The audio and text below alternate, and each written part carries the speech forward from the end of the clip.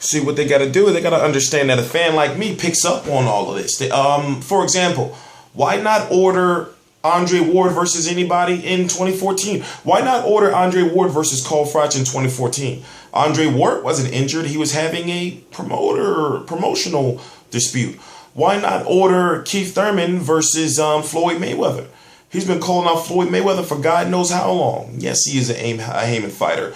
Why not order Danny Garcia versus Jesse Vargas? Oh, wait, Chris Eubank Jr. this past weekend just won the WBA interim. So you're going to order Chris Eubank Jr. versus Danny Jacobs, or Danny Jacobs versus Golovkin, or Eubank Jr. versus Golovkin, or Eubank Jr. versus Jacobs?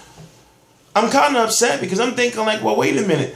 They saw that that Carl Froch just got stripped by the IBF. I said, okay, all right, we knew that, fans knew, or it looks like he had no intention on fighting James DeGale.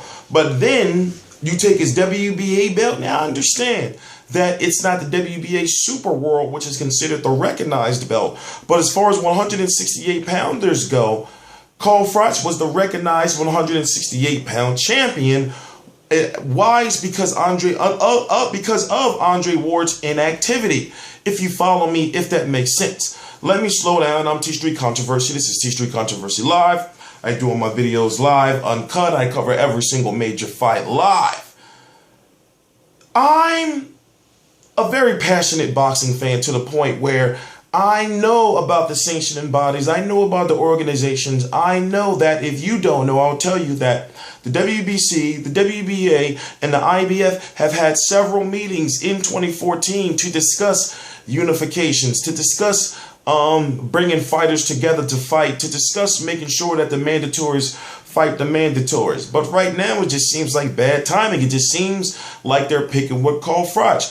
Now, he had to fight 2 mandatories, if I'm correct, 2. Now, I know one of them for sure was a mandatory against George Gross. IBF still doesn't give him no time off and says fight James DeGale next, so you know you're done. Now, I understand that they want to increase fighter activity. I understand that they want to collect more sanctioning fees. I understand that. But at the same time, it just looks kind of shady. I mean, damn, a fighter just lost 2 belts that he's just defended less than a year ago. You see what I'm saying? So I understand, that whatever was in the past is the past. And also, I've done videos recently before this talking about how the WBA hasn't been ordering mandatories. Well, they got Lucas Brown versus, I always forget how to pronounce his name. Chakayev. I don't know. I forgot how to pronounce his name. That's in the heavyweight division. But then I'm thinking to myself, once again, well, you got Jose Benavidez, who beat Mauricio Herrera. Mauricio Herrera, in many fans' eyes, beat Danny Garcia. Why didn't he get ordered to fight Danny Garcia? Jesse Vargas is WBA regular world champion. Why didn't he get ordered? Keith Thurman is the WBA world champion. Floyd Mayweather Super World. You're going to order that? What about Erislandy Lara versus Floyd Mayweather? Even though Erislandy Lara lost to Canelo Alvarez, in my opinion,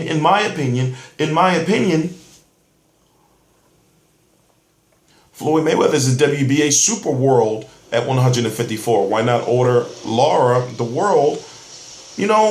Why not order that? You see what I'm saying? Do you see what I'm saying?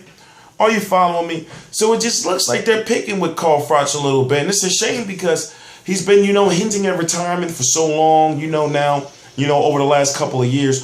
Also, he's going to be, he's got a role in a movie coming up. And also, if you don't know Carl Froch, he kind of likes to do other shit outside of boxing. He likes to go dance, he likes to have picnics, at the countryside. He likes to be in movies, shooting commercials. He is an international superstar. Maybe not in the United States like he would want to be, but Carl Froch is an international superstar.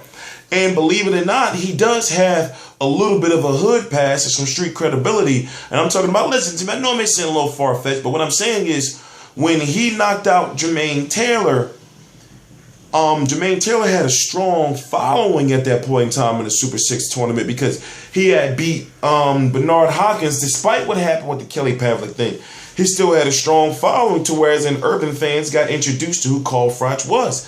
And then what did we see? We saw that he Cobra Jermaine Taylor in the last round, and we see, you know, where Jermaine Taylor is right now, and it's a shame.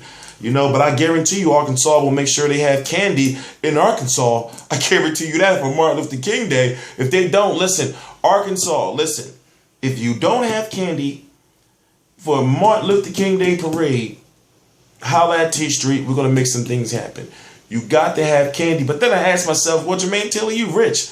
Instead of you out there with your yak dancing and everything, with your belt high on pot, you should have went to Walgreens or your local, you know, store, your market, you know, or your gas station that got some candy, you know, instead of, you know, getting all pissed off about it. But anyway, I'm T Street Controversy. This is T Street Controversy live on RealCombatMedia.com. I cover every single major fight live. I'm getting over a bout of tonsillitis. Yeah, I'm hopped up all on antibiotics and pain meds. Good night. Good night. T Street Controversy, T Street Controversy live.